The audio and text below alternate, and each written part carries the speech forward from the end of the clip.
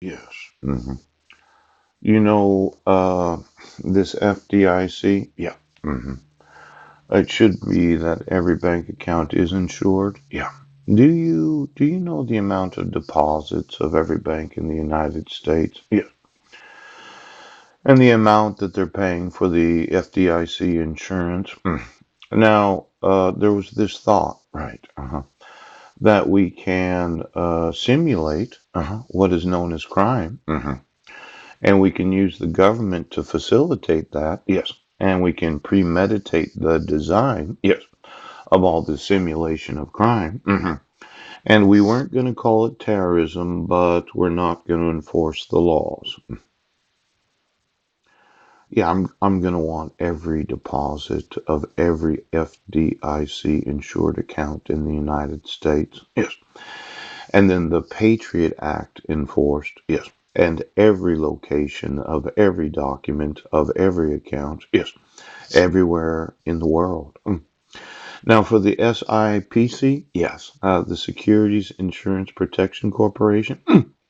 Could you get me the employees of the FDIC and the SPIC? Yeah.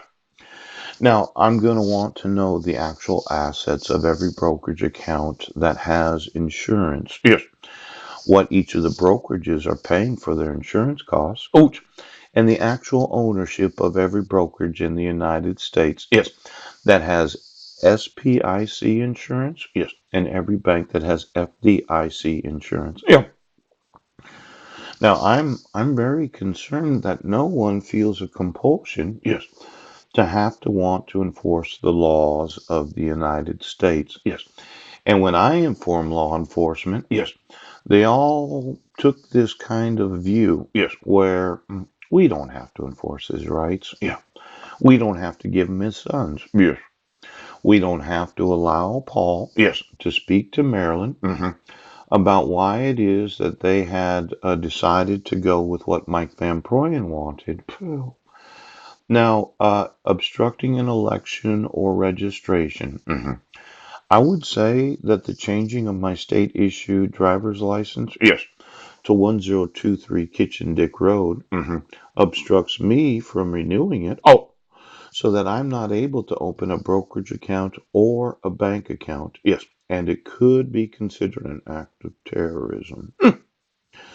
Now, you've refused to enforce my rights as an American citizen. Now, I'm going to want to know every brokerage and every bank, yes, that when having any knowledge of forgery, yeah, fraud, theft, bribery, deceit, or any other means or scheme, yes, of obstructing the rights of American citizens, yes, then I can actually sue them, and then they decide that I'm going to own all the brokerages, yeah, and they decide I'm going to own all the banks, Now, there's this idea, yes, that you can violate the laws. Well, as a citizen of the United States, yes, you cannot violate any federal law. Yes. Now, if the offense resulted in bodily injury or significant property damage, or involved corrupting a public official, an upward departure may be warranted. Yes. Now, I'm going to want some money today. Yes. I'm going to want to live with my sons. Yes. I'm going to want to speak to Marilyn. Yeah. And then I'm going to want to use the courts of the United States, yeah, and the rest of the world. Because my thought is, yeah, if you have knowledge of terrorism, you are liable. And that goes for every employee of every bank and brokerage of this nation. Ooh. Now, the interception of communications, eavesdropping, disclosure of certain private or protected information. Base offense level 9. Or 6 if the offense of conviction has a statutory maximum term of imprisonment of 1 year or less, but more than 6 months. Yes. Now, specific offense characteristics. Yes. If the defendant is convicted under 18 U.S. Code 1039D or E or B, the purpose of the offense was to obtain direct or indirect commercial advantage or economic gain, increased by 3 levels. Yes. Now, this direct or indirect commercial advantage or economic gain.